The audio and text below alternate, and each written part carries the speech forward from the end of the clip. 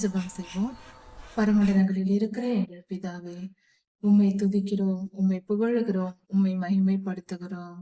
எங்கள் இருதயங்களில் பாவத்தின் சுபாவங்கள் இருப்பதினால் எங்களால் நிம்மதியாக இருக்க முடியவில்லை சுவாமி. எங்களுக்கு சமாதானம் இல்லை சுவாமி. எங்களை மன்னியும், எங்கள் இருதயத்தை சுத்திகரியும்.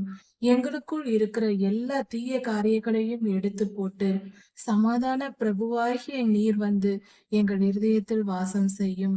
அப்பொழுது நாங்கள் தேவ சமாதானத்தோடு நாங்கள் வாழ்ந்திருப்போம். நீரே சமாதான பிரபுவாய் இருக்கிறீர். எங்கள் மனதை உம்முடைய திருப்பாதத்தில் அர்ப்பணிக்கிறோம்.